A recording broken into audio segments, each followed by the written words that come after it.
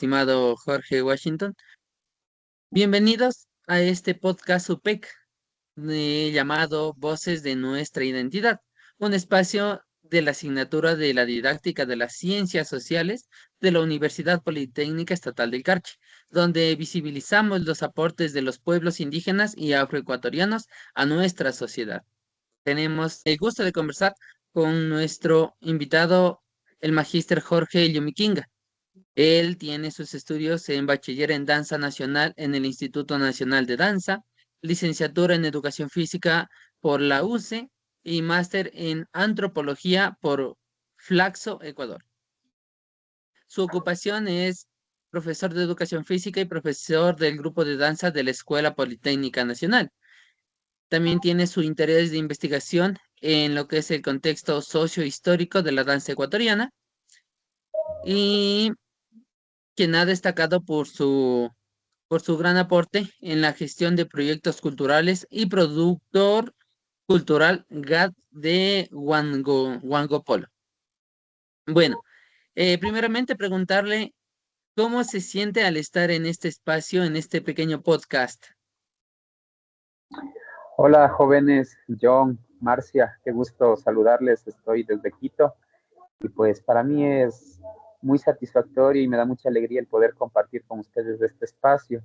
Los felicito también por tener y generar estas actividades que son de difusión y de comunicación para la colectividad. Más bien gracias, me siento muy alegre y motivado por el compartir el día de hoy. Bueno, vamos a realizar unas pequeñas preguntitas, no son tan difíciles y pues obviamente al contexto en el que se encuentra su nivel de estudio y su orientación en esta rama de estudios. Primeramente, ¿podría contarnos un poco sobre su origen y de dónde proviene usted? Bueno, yo nací aquí en Quito, pero parte de mi niñez y mi juventud fue en la parroquia de Huangopolo, en, en una parroquia rural que queda más o menos a unos 45 minutos de la ciudad de Quito. Este espacio rural está constituido por comunas. Las comunas son territorios ancestrales que se han ido reivindicando durante estos últimos años como espacios de creación, de sostenimiento y de resistencia de la cultura propia de lo que es Quito, ¿no? Vengo de allá, sin embargo, pues tengo familia que es de Sangolquí, también tengo familia que es de Cayambe, y creo que eso es una muestra de que cada uno pues somos un híbrido, somos una inserción de varias cosas, de varias culturas. Listo, qué interesante, la verdad. Eh, ¿Cuál fue el motivo por el cual usted desarrolla esta labor? Nos vamos a ir directamente a la parte cultural, en la parte de danza. ¿Qué fue lo que le motivó a direccionarse por ese camino? Bueno, creo que lo que me ha motivado es que desde que tengo uso de razón, desde que tenía creo que unos 5 años, siempre participaba en actividades pedagógicas dentro del jardín que se llamaba antes, la escuela, el colegio, en actividades culturales, ¿no? En representaciones artísticas, en comparsas, y después ya en mi localidad, en la parroquia de Huangopolo, también hacía actividades artísticas de música, teatro, danza, que llevábamos a unos festivales. Estos festivales los organizaba el municipio de Quito, en el que participaban diferentes parroquias, todas las parroquias rurales, mejor dicho.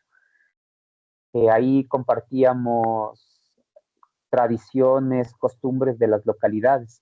Entonces creo que todo ese proceso me llevó a interesarme mucho en el tema dancístico hasta que pude estudiar danza de forma formal en el Instituto Nacional de Danza y después también encaminarme hacia un interés específico sobre lo que es la danza, la historia de la danza ecuatoriana, enfocado a lo que es la representación de la historia, la tradición, las costumbres, algo que algunas personas lo llaman como folclórico, pero pues también tiene un contexto más de interculturalidad que de folclore. Creo que eso es lo que me motivó bastante a mí, ¿no? Para entrar en este mundo de la cultura, pues, pero no solamente como un show. Pues es una experiencia que a mí me deja sorprendidísimo, la verdad. Bueno, continuemos. ¿De qué manera considera usted que su trabajo ha contribuido al bienestar o al desarrollo de comunidades del país?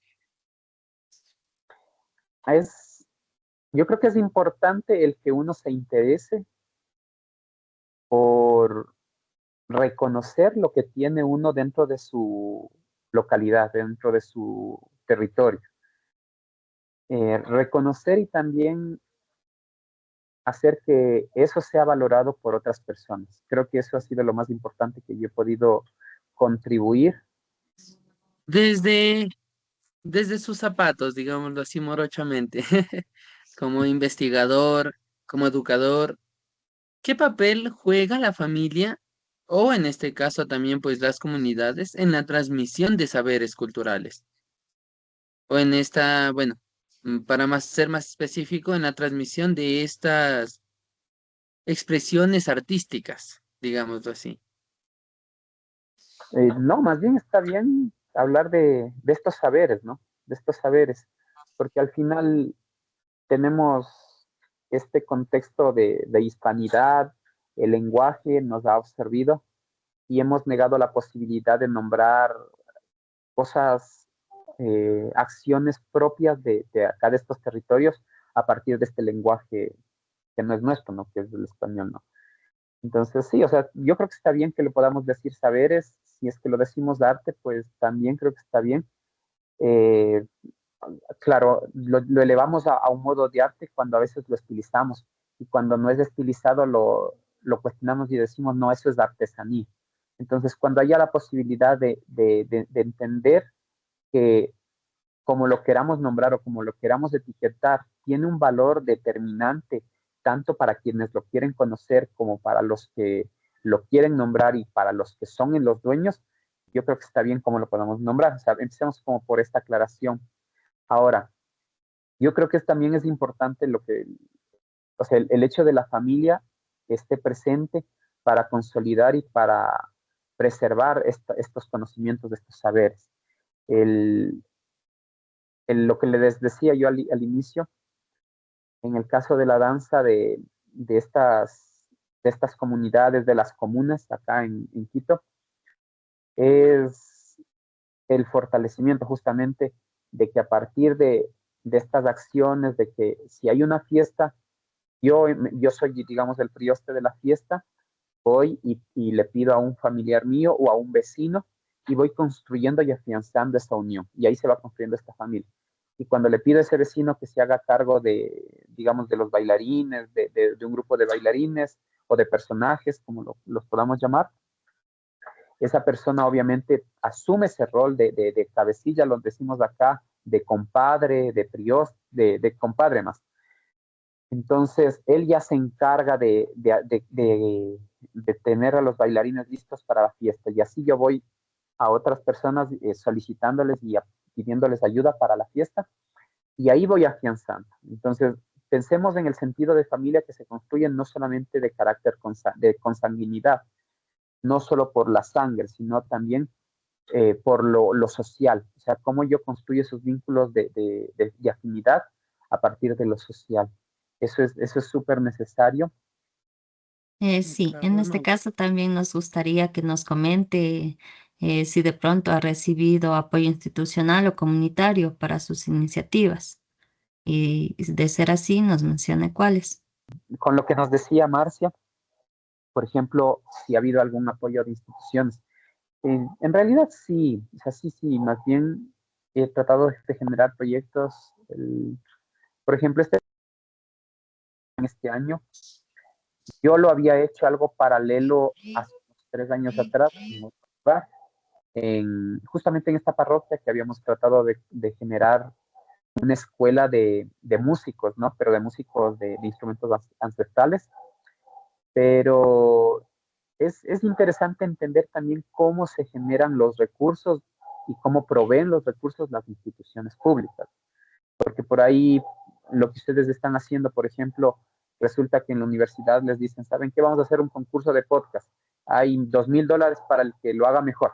Entonces ustedes se Ujú. empeñan y lo hacen y ingresan a ese concurso. Yo creo que eso es lo interesante que en las ciencias sociales te da esa posibilidad de estudiar, de investigar, de indagar. Y claro, y con esa información tú le apuestas, ¿no? A entrar a estos concursos, a estos fondos concursables, pero también ahí sería importante cómo generas ese aporte hacia quién te está apoyando. Por ejemplo, de dónde estás consiguiendo esa información. Eh, Mm, en este caso, las comunidades, por decirlo así, ¿no? Y sí, yo les quería contar esto de que hice este proyecto. Y ahí, por ejemplo, buscábamos una inversión de $4,000 del municipio de acá de Quito y se consiguió. Pero la dinámica es que parte de estos procesos entran por compras públicas. Entonces, ujú. cuando entran por compras públicas, ellos ponen en el portal para que haya personas interesadas. Y obviamente las personas interesadas para ellos es un trabajo, ¿no? Entonces, se desalinean del propósito y ahí por experiencia sucedió que la empresa que gana este concurso para esta escuela de músicos ancestrales no invirtió todo el presupuesto que nosotros teníamos. Entonces invirtió apenas el 25% y claro, pues lo otro se lo llevaron ellos, ¿no? Entonces yo creo que ahí es lo difícil de que si las instituciones públicas te dan, pues tienes tú que cumplir con parámetros. Y a veces esos parámetros no están enmarcados en lo que realmente pasa en la comunidad. Por ejemplo, cómo yo dentro de estos procesos, y es que yo hago este proyecto de escuela de músicos, tengo que pagarle, digamos, al músico para que venga acá, pero qué mejor que yo traiga un músico o haya un músico de esta localidad y lo pueda pagar a él, por ejemplo. O cómo yo para este proyecto tenía pensado traer músicos, pero en cambio yo a ellos no les iba a pagar. ¿Por qué? Porque en cambio yo los iba a retribuir de otra manera. Digamos que ellos tienen un evento y yo iba a colaborar con ellos pagándoles con mi trabajo en cambio. Y utilizaba ese dinero en cambio para generar otras acciones dentro del proyecto. Entonces hay formas de economía que de pronto en ciertos parámetros de los concursos, de los presupuestos que te dan, tú a veces no los puedes justificar, ¿no? Se hace un poco difícil justificar, pero al final tienes que hacerlo. Y yo creo que sí, o sea, hay diferentes instituciones que sí te apoyan, pero al final tú decides con quién trabajar, ¿no? Hay procesos de instituciones que te ponen concursos, pero son concursos como muy largos y estos concursos a veces te ponen muchos límites para apoyar. Entonces, pero sí, he recibido, pero siempre también buscando como negociar hacia dónde va ese recurso. O sea, cuando son recursos que yo los necesito como para mí, para trabajar, porque he trabajado yo personalmente, pues sí, o sea, yo también entiendo que es parte de mi remuneración. Bien, es muy interesante lo que nos aporta, pues, ¿no? Veo que, y recalco, ¿no? La importancia de que usted siempre ha estado vinculado a esos proyectos, buscando aportar también a la comunidad y preservar esa identidad cultural. De igual manera, no sé, me gustaría saber qué conocimientos tradicionales, artísticos de su campo cree que deberían enseñarse en las escuelas, puesto que nosotros estamos vinculados a este sistema educativo. Bueno, yo creo que hay elementos o una diversidad de elementos que nos pueden servir. Y no solamente desde lo artístico, ¿no? Sino en un contexto general. Y yo sí le apuesto mucho al sentido de una educación intercultural y esa posibilidad de dialogar, digámoslo así, con elementos de las culturas, de los pueblos, de los territorios, en diferentes formas. y dependiendo de las edades también. En el caso mío, ¿no? En el tema de hablar de la danza, de la música, o sea, yo creo que sí es importante, pero tampoco es que podemos sesgar de acuerdo a los tiempos que vivimos. Por ejemplo, el hecho de que yo recupere algo, o sea, yo lo recupero, una danza, apoyamos el proceso de recuperación, fortalecemos el proceso de recuperación y está bien eso. Y eso que lo podamos compartir en un espacio educativo, qué mejor. Sin embargo, creo que es necesario también que podamos visibilizar a todos, tanto lo que habita en nuestro territorio como lo que también viene de afuera, para que las personas también puedan entender que esto puede dialogar, ¿no? O sea, si hoy les enseño a unos chicos, a unos niños, a unos jóvenes a bailar un ritmo andino, una melodía afrodescendiente, una melodía de carácter mestizo, pero también esa posibilidad de que puedan entender que existe lo de afuera, ¿no? Que existe un tipo de danza urbana, un tipo de danza contemporánea, clásica, que existen ritmos de otros países. O sea, yo creo que ese diálogo es lo más enriquecedor para las personas.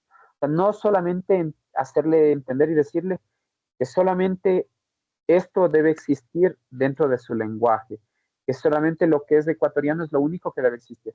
No, más bien yo creo que es necesario hacerle querer, ¿sí? Que hay ese sentimiento de identidad, de apropiación, a partir de mostrarle que hay muchas posibilidades. Pero yo soy ecuatoriano y como ecuatoriano pues habito un territorio y dentro de este territorio hay esta riqueza de danzas, hay esta riqueza de música y que eso me permite entender que no solamente existe lo de afuera. Si afuera tengo la salsa, tengo el tango, pues acá tengo la música afro, tengo una bomba, tengo unos bambucos, tengo música montubia, tengo corridos, etcétera. ¿Sí? Eso creo que es determinante en el poder enseñar. ¿Sí? Ahora, dentro del ya el enseñar, es necesario que como docentes también asumamos un rol de facilitadores, pero de unos facilitadores que también puedan aceptar e interiorizar bien qué es lo que quiero enseñar, ¿sí? Sí, justamente. Y de igual manera, pues me gustaría que nos aporte con un mensaje, ¿no? Para estas nuevas generaciones sobre cómo valorar la diversidad cultural del Ecuador. Creo que ya nos estamos metiendo en ese tema, miren.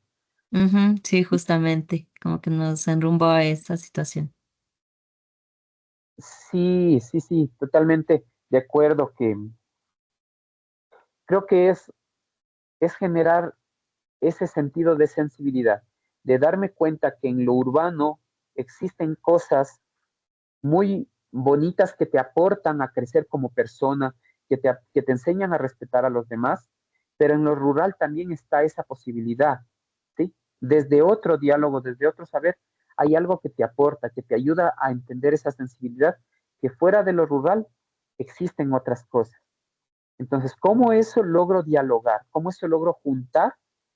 Y yo puedo llegar a bailar música ecuatoriana, pero si es que me ponen a bailar música urbana, pues también me gusta bailar música urbana. Y cómo solo a partir de esa posibilidad de mover el cuerpo, que es lo mío, me siento y empiezo a entrelazar, que no necesito solamente identificarme entre lo urbano, sino también puedo integrar lo rural, que ahora esa posibilidad nos ha dado que haya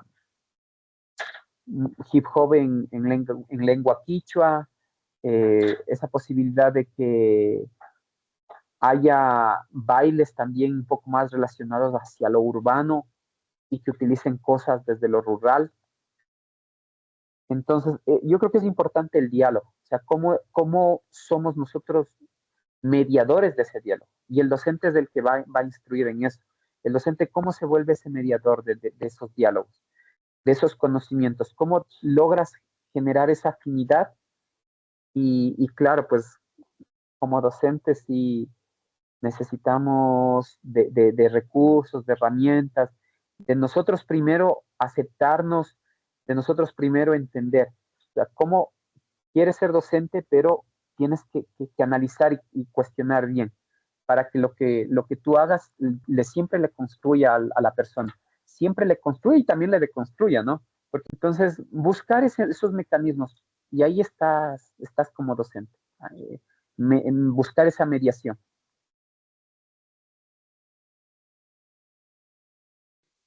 Con todo esto y a todo esto, agradecemos profundamente al magíster Jorge Yumiquinga por compartir estas historias, sus anécdotas y sus saberes también, que fortalecen nuestra comprensión sobre la riqueza cultural del Ecuador. Y esto fue Voces de nuestra Identidad. Gracias también a los compañeros Marcia Márquez, John Puzda y el compañero Johnny Nagán, que por cuestiones de lluvia, llovió bestialmente por acá, se fue la luz en algunos sectores, por eso no pudo estar presente, pero con todo, muchísimas gracias. Somos estudiantes de la carrera de Educación Básica de la Universidad Politécnica Estatal del Carchi.